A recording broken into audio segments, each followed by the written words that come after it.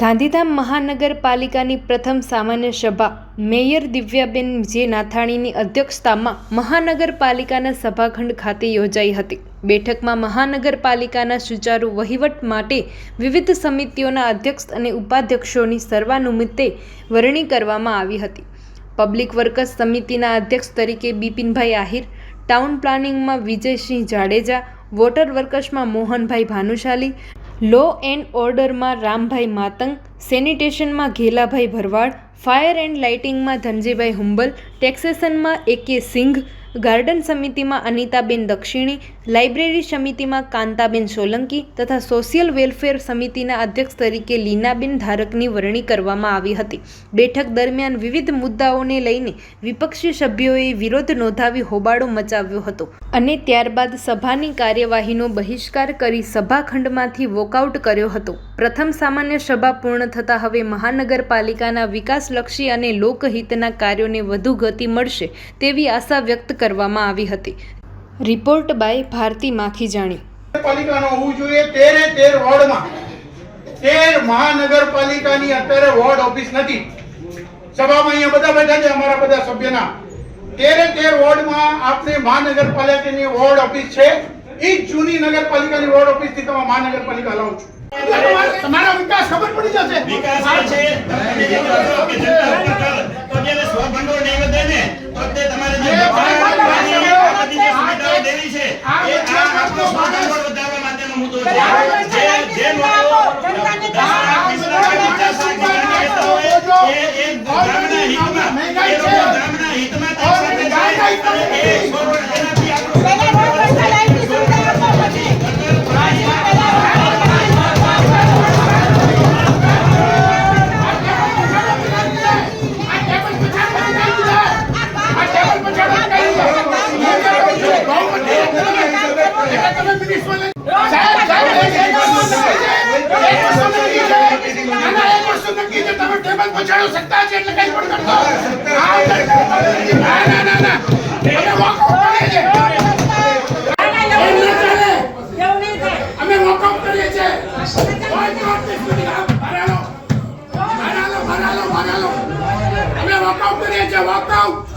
જનતાને tax public થી લેવાની વાત કરે છે।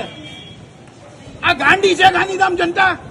ટેક્સ જ દેવાનું, પૈસા જ ભેગા કરવાના, વાવાઈ કરવાની, ચા પીવાનું, બિસ્કિટ ખાઈને નીકળી જવાનું ધંધો છે કે આ નગરપાલિકાનો। અમે વિપક્ષમાં છે એનો મતલબ એ કે કંઈ પણ નહીં સાંભળવાનું, પબ્લિકની માટે અમે બેઠા છીએ એટલે અમે વિરોધ કરીએ, અમે વોકઆઉટ કર્યો છે। આજની સભાને અમે વિખોડીએ છીએ। ભરતી પ્રક્રિયા ચાલુ છે, બધા છે, એજન્ડામાં દેવામાં આવ્યું છે, ઠેરાવની અંદર છે કોપી। મને તમે કહો ગઢવી સાહેબ, આ 8 ગામનું સમાવેશ થયું છે, મહાનગરપાલિકા બન્યું છે, કેટલો સ્ટાફ જોઈએ? અરે વેક્યુમ ક્લીનર નથી। આ સોસાયટીઓ છે ને, મેક પર બોરીચીને અહીંયા અમે એક સોસાયટીમાં વિઝિટ કર્યો છે, કોઈ સોસાયટીની અંદરના ખારકુવા ભરેલા છે।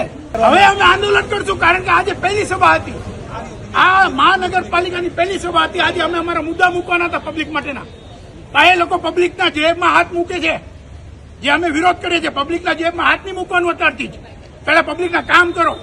ઓલરેડી લખીને કાલે રમાનુજ સાહેબને દઈ દીધું છે આકારણી માટેનું, દરેક વસ્તુમાં આકારણી કરાવવી પડશે ને એમાં પણ અમને જોશે કે એ લોકો કેટલું ટેક્સ લગાડે છે।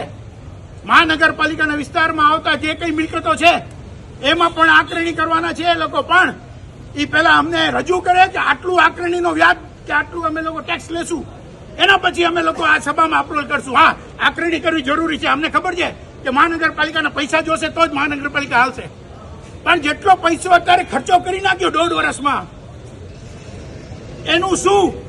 રોજ અહીંયા કને આવતો જોતો 50-100 પબ્લિક અહીંયા કને ઉભી હોય છે, હજારો રોજ, કોઈનો પાણી નથી આવતો ગટરમાં। અરે જાઓ તો ખરી, ખબર પડે યાર, એસી કેબિનમાં ઠાપ ઠાપ ઠાપ ઠાપ કરવા આવો છો। મહાનગરપાલિકાની સૌ પ્રથમ સામાન્ય સભા શાંતિપૂર્ણ રીતે પસાર થઈ, પરંતુ જે વિપક્ષ દ્વારા જે મજબૂત વિરોધ થવો જોઈએ એ અડધા સભ્યો એમના વોકઆઉટ કરી ગયા, અને નવાઈની વાત છે કે અડધા સભ્યો જેને પ્રજા માટે થઈને પ્રશ્નો ઉઠાવ્યા, એટલે એ બહુ સારી વાત કહેવાય। એટલે મારી વિપક્ષને વિનંતી છે કે ખાલી ફક્ત પ્રજાએ તમને જ્યારે ચૂંટીને મોકલ્યા છે ત્યારે આપ આવી રીતના વોકઆઉટ કરીને હાલ્યા જાઓ છો તો એ યોગ્ય વસ્તુ નથી। અને બાકી આજની સભામાં જે વાહન વેરો નાખવામાં આવ્યો છે તો એના માટે આપણે જે સ્વભંડોળ મજબૂત કરવું જોઈએ અને સગવડો પ્રજાને સારી રીતે આપવી જોઈએ એના માટે જ ફક્ત નાખવામાં આવ્યો છે. અને ટેક્સ માફીની સ્કીમ જે એક બહુ સારી વાત છે, જેનો વિપક્ષ દ્વારા પણ અમને ટેકો મળ્યો છે અને પ્રજાહિતમાં એ નિર્ણય અમે બહુમતી સર્વાનુમતે લીધો છે. આપ જોઈ શકો છો કે વિપક્ષ સામાન્ય સભામાં જનરલી સત્તાપક્ષ બહુમતીના જોરે વોકઆઉટ કરીને ચાલ્યો જતો હોય છે. આજ પહેલીવાર મેં મારી લાઈફમાં જોયું કે વિપક્ષ વોકઆઉટ કરીને ચાલ્યો ગયો, એટલે આ કોઈ સારી વાત ના કહેવાય. એમના પ્રશ્નો અમે શાંતિથી સાંભળતા હતા, પરંતુ એમના અડધા સભ્યો જે વોકઆઉટ કરીને ચાલ્યા ગયા. હજી અમે સત્તામાં આવ્યા અને 2 મહિના જેવો સમય થયો છે. અમને મહિના જેવો અને કમિટી આપણે જે હોદ્દેદારોને મહિના જેવો સમય થયો છે. ચેરમેનો આજે બન્યા છે. તો કોઈ પણ માળખું નવું બને તો થોડોક ટાઈમ લાગે. દરેક વસ્તુઓને સુધારવા માટેની અમે સંપૂર્ણ રીતે કોશિશ કરી રહ્યા છીએ અને પ્રજાને સારી રીતે અમે સગવડો પૂરી પાડીએ એના માટેની અમારી સતત કોશિશો ચાલુ જ છે. પ્રથમ સામાન્ય સભાને લઈને હું પ્રજાને કહેવા માંગુ છું કે અમે દિવસ રાત મહેનત કરી આપને સારી સુખ સગવડ ને સુવિધાઓ મળી રહે તેના માટે અમારી સતત કોશિશો અમારા દરેક કોર્પોરેટરો કરી રહ્યા છે. આપને પણ વિનંતી છે કે આપ પણ એમાં ગામના વિકાસ માટે અમને સહયોગ આપશો.